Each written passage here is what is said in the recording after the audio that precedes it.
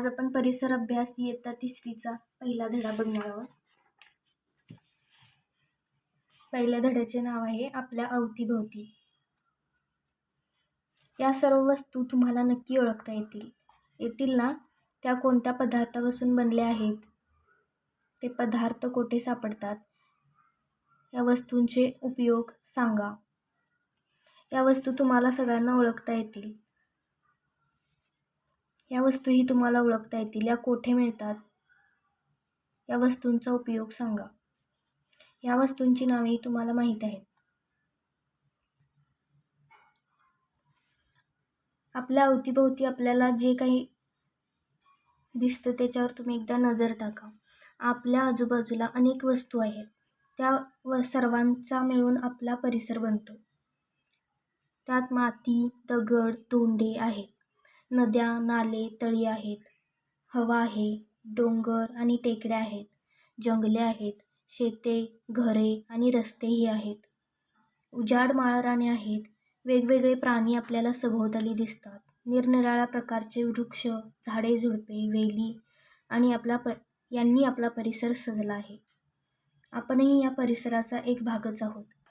आता हे आपण सर्व बघितले, हे तुम्हाला सगळे ओळखीचेच असेल. तुम्ही खेळायला जाता, खेळताना तुम्ही दगड, माती याच्यामध्ये खेळता.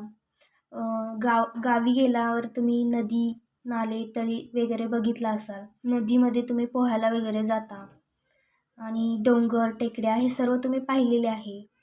आता गावाकडे आपण शेती बघतो, घरे बघतो. तर असा हा आपण सर्व परिसर पाहिलेला आहे.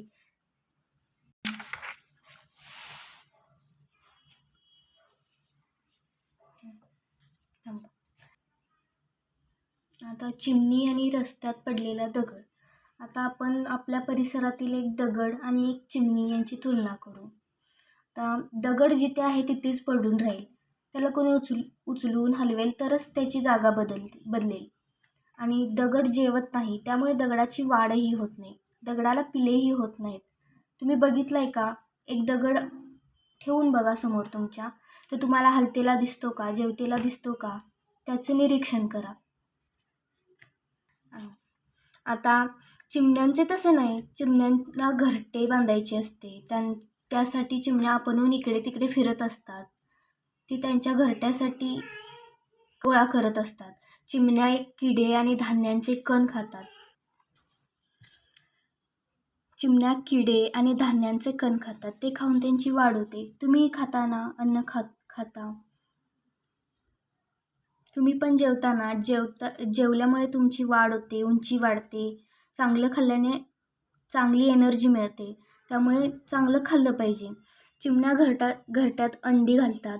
अंड्यातून पिल्ले बाहेर पडतात. चिमण्या आपल्या पिल्लांची खूप काळजी घेतात. जसे तुमचे आईवडील तुमची काळजी घेतात, तसेच चिमण्याही आपल्या पिल्लांची खूप काळजी घेतात. तर आता चिमणी आणि दगड यांच्यात हे फरक का दिसतात ते आपण पाहू. चिमणी सजीव आहे तर दगड निर्जीव आहे. आपल्या भोवताली असणारे वस्तूंचे 2 गट पडतात, सजीव वस्तू आणि निर्जीव वस्तू. अशा प्रकारे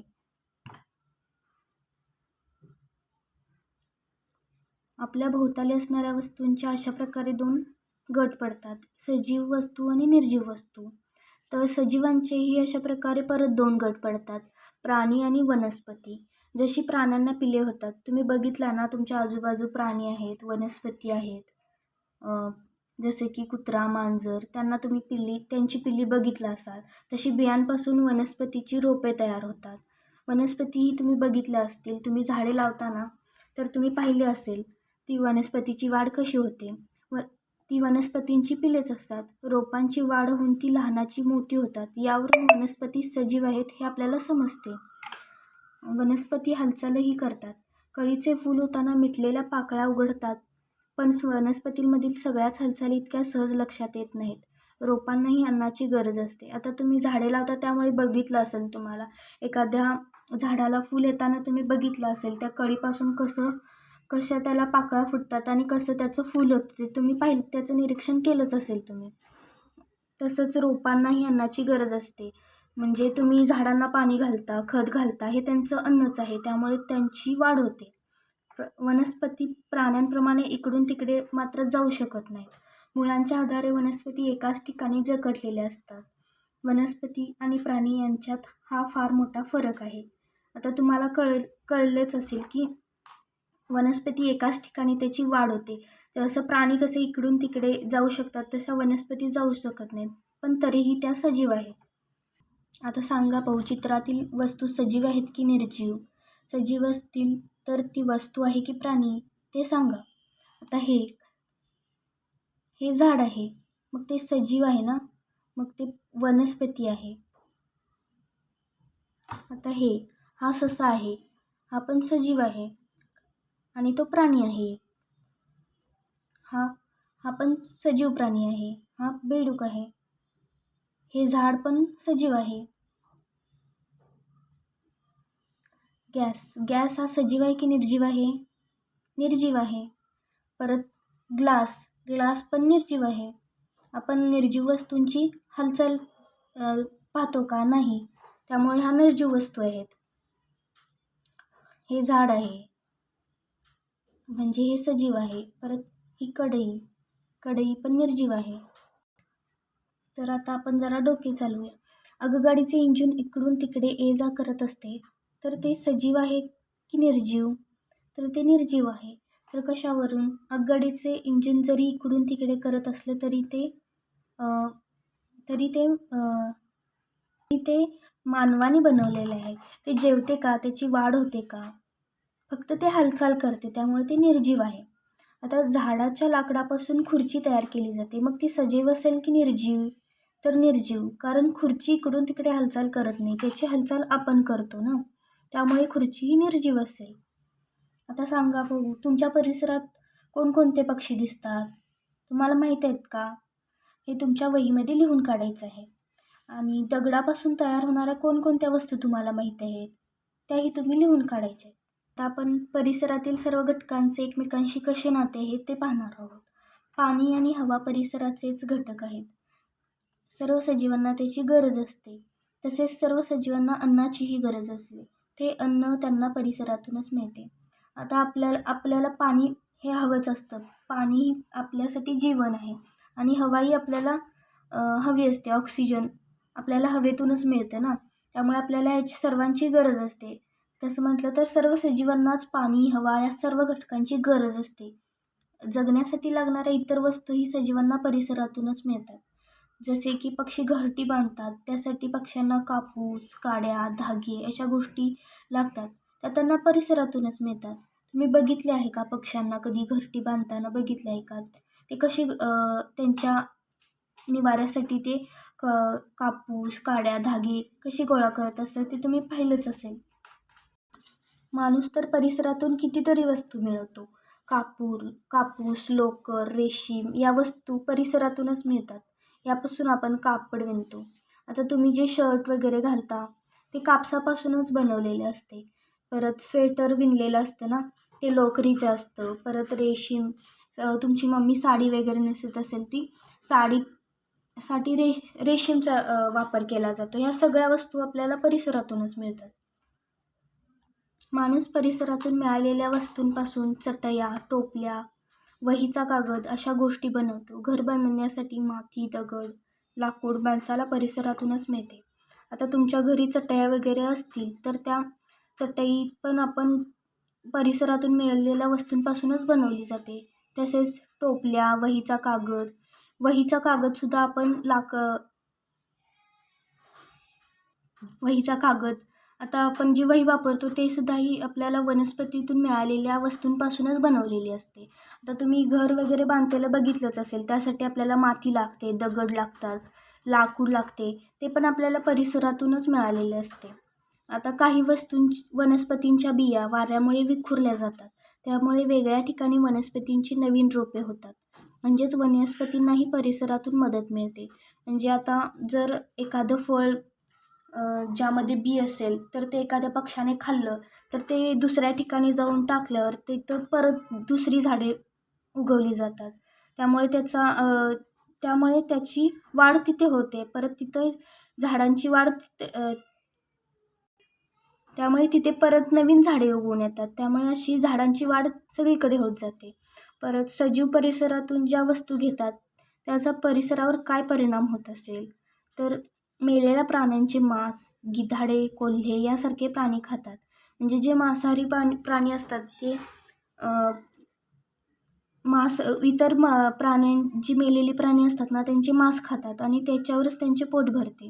त्यामुळे पोट भरता भरता परिसर आपला स्वच्छ करतात.